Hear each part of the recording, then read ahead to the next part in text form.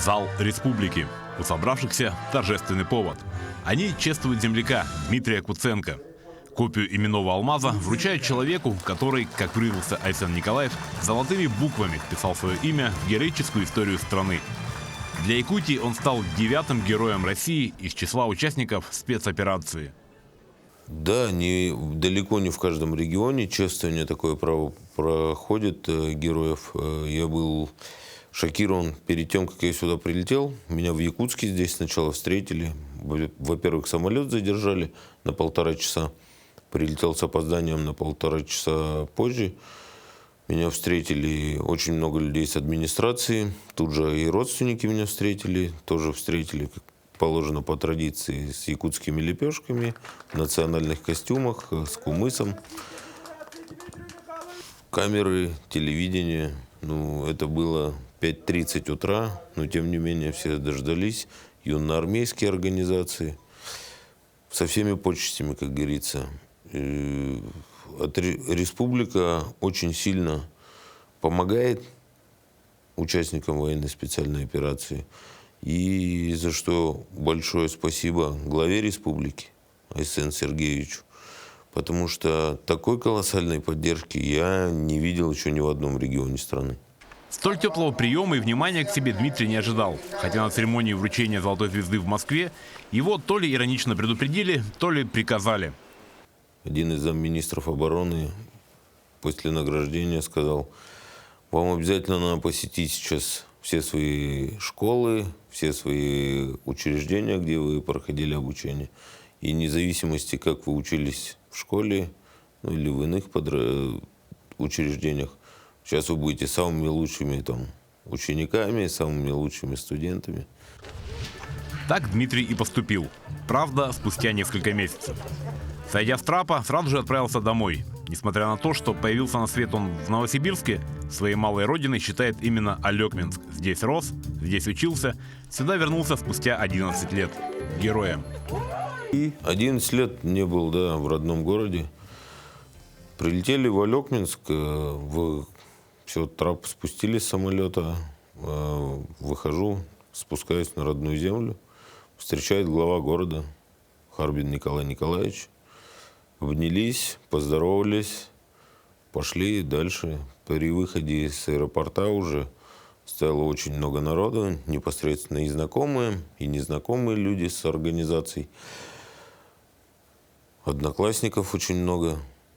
Все кричат, радуются, встречают, как положено по традиции, якутскими лепешками и кумысом. Встретили, провели сразу митинг. Сразу сказал пожелание, глава выступил, сказал пожелание. Все очень тепло и, одним словом, очень хорошо встретили. Прям до слез было приятно. После этого поехали сразу в родную школу. Так получилось, что время было ограничено. Было всего 2 дня там пребывания. И поехали в родную школу. В родной школе тоже очень тепло и горячо встретили. После этого в школе мы провели митинг, ряд мероприятий. Открытый урок провели непосредственно с одноклассниками. Урок, которого нет в расписании. Это были мои учителя, классный наш руководитель. Кто-то уже постарел на пенсии, кто-то продолжает работать. Провели урок, которого нет в расписании, непосредственно в кабинете, где мы учились в свое время, с одноклассниками. Посидели, повспоминали. Чистый, открытый, всегда шел только с позитивными мыслями, идеями. То есть отличный друг, отличный одноклассник. Да, позитивные, мы дружный класс были, все всегда вместе, решали, гуляли, весело, и с классным руководителем у нас всегда дружно было, хорошие воспоминания. На всех встречах в республике героя сопровождал самый дорогой человек – мама.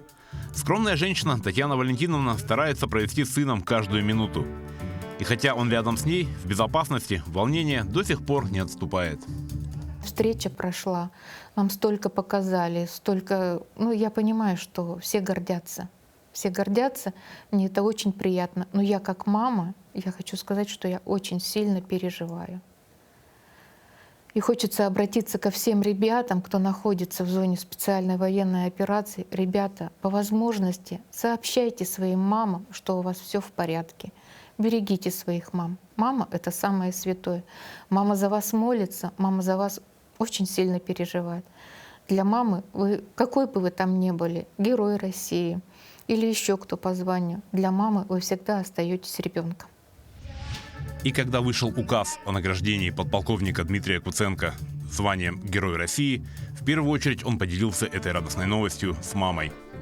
Сначала мне говорил: мам, отправили приказ о награждении, а потом, когда уже с подписью все вернулось, он написал: мам, мне присвоили звание Герой России.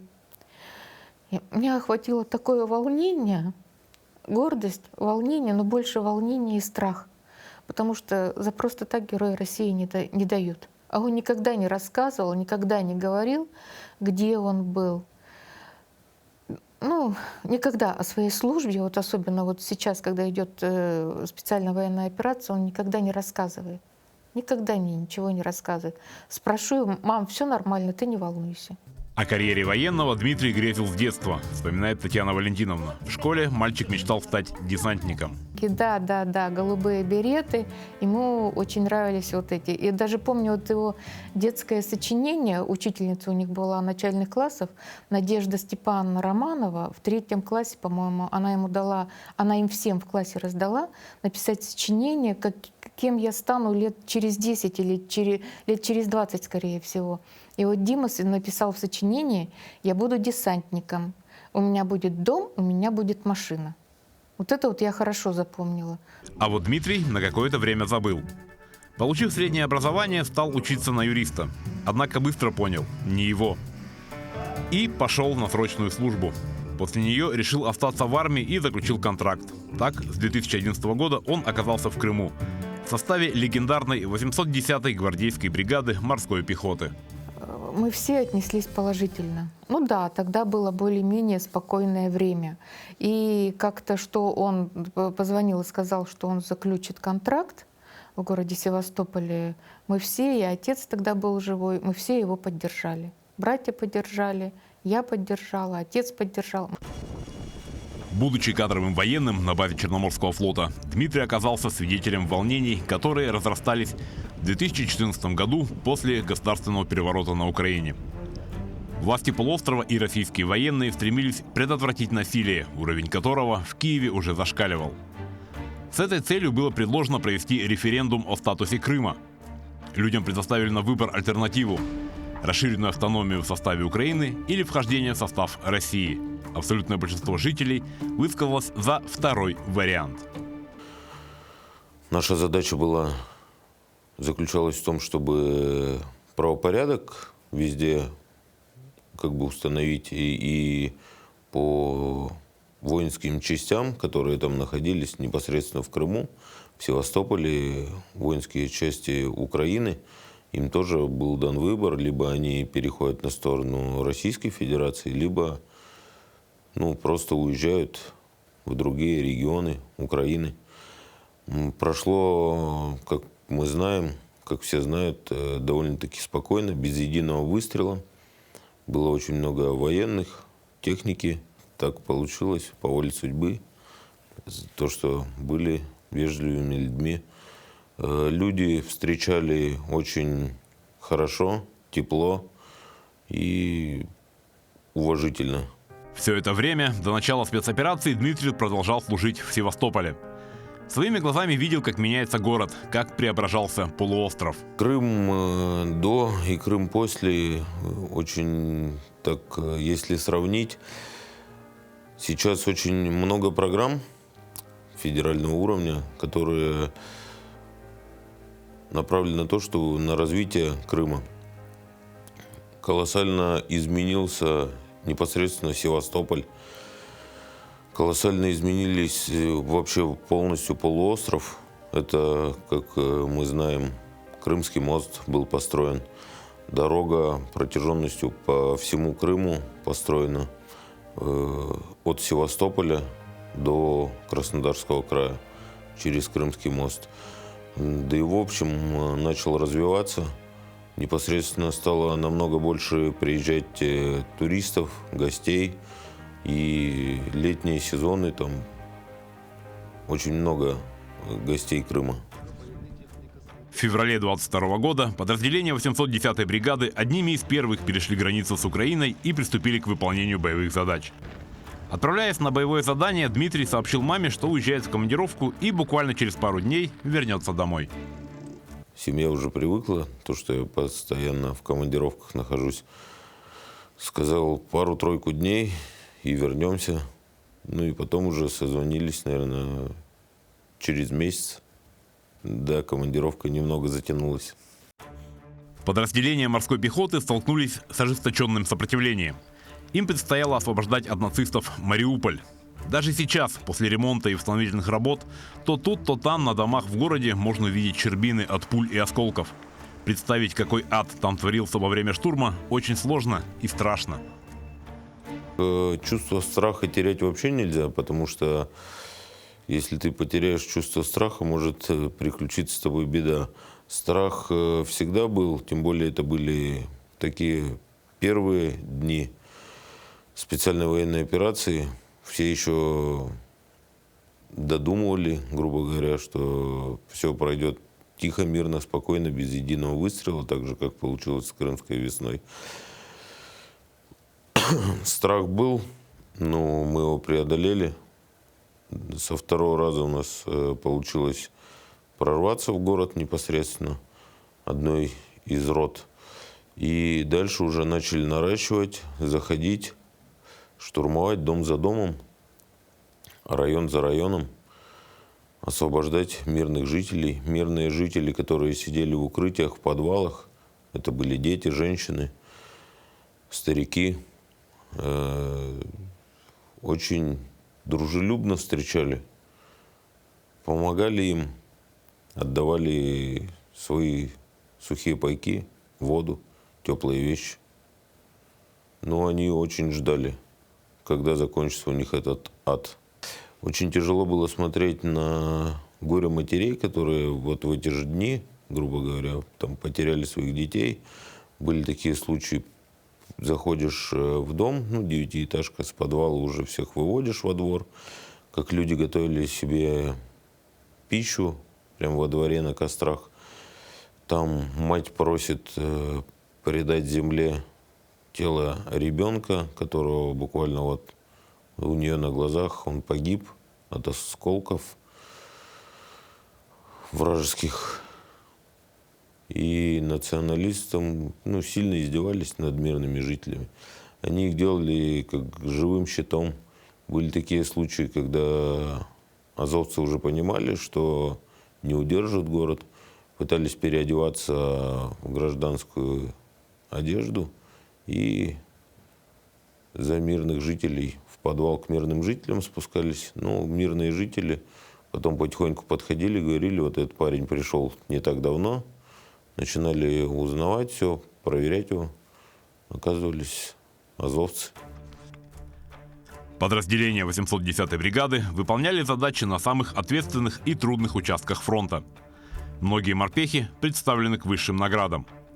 Дмитрий Куценко получил медаль ордена за заслуги перед Отечеством с мечами, 3 ордена мужества и золотую звезду героя. На самых основных направлениях населенный пункт Работино был такой, тоже был у всех на слуху, где первое контрнаступление планировалось, сорвали мы его. Потом был населенный пункт Крынки, когда противник клинился, выбили его оттуда. Ну и на данный момент Курское направление. На Курском направлении также сражаемся, выдавили противника и делаем буферную зону. В СМИ часто говорят про 10-часовой бой, в котором принимали участие бойцы под командованием Дмитрия Куценко. Хотя сам герой говорит, что он длился не меньше 12 часов. Все это время с обеих сторон летели пули, снаряды и мины. Был бой на правой стороне Днепра. Поставили задачу удерживать населенный пункт. Название, по определенным причинам не буду говорить. Мы туда зашли. Сил у нас было не так много, порядка 50 человек. После чего начался накат противника. Удерживали населенный пункт. Боеприпасы были, боеприпасы подвозились, удержали, сожгли технику и уничтожено много живой силы противника. Противник был превосходящими силами, в разы превосходящими силами. Мы знали, потому что за нами Россия и за нами Родина. За нами стоят наши дети, наши матери, наши жены. И отступать особо некуда. Почему мы должны отдавать исконно русскую землю врагу? И задачи такой нет, ни шагу назад. У нас такие принципы. Именно после этого боя подполковник Куценко был представлен к высшей государственной награде Героя России. А батальон под его командованием считается лучшим среди подразделений 810-й бригады.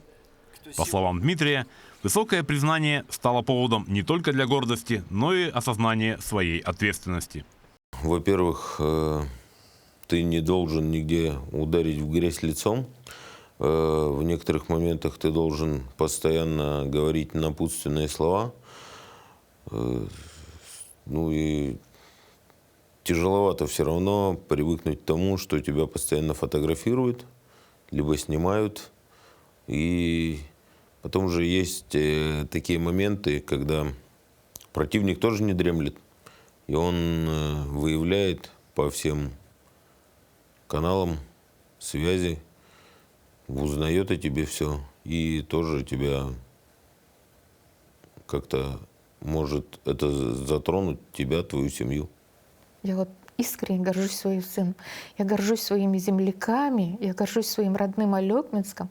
После того, как мы с ним там побывали и как нас встретили, я никогда не думала, что я приеду на родную землю со своим сыном-героем. После отпуска Дмитрий вернулся в свое расположение и приступил к боевым обязанностям. Одновременно он подал заявку на участие в программе «Время героев». В каком бы то ни было статусе, он планирует продолжать дело своей жизни – служить Родине. Страна наша однозначно будет развиваться только, идти только вперед. Она будет, это мое мнение, и я полностью поддерживаю Верховного Главнокомандующего Владимира Владимировича Путина. Мы стали за специальную военную операцию единым целым. Вся страна сплотилась.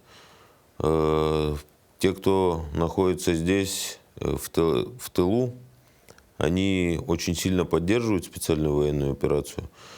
И это помогает нам дальше выполнять задачи. Все цели военной специальной операции будут достигнуты рано или поздно. Это однозначно. Страна после военной специальной операции, она станет еще сильнее, крепче, дружнее. И я надеюсь, знаю, уверен, будет мир. И мы также будем процветать. Что касается себя, пока с карьерой военного я не собираюсь прощаться, пока дальше выполняю также задачи. Сейчас же много федеральных программ. Программа «Время героев» непосредственно для развития. Верховный Главнокомандующий принял такое решение, что страной должны новая элита. Это те люди, которые прошли специальную военную операцию непосредственно, потому что они делом доказали уже преданность своей родине.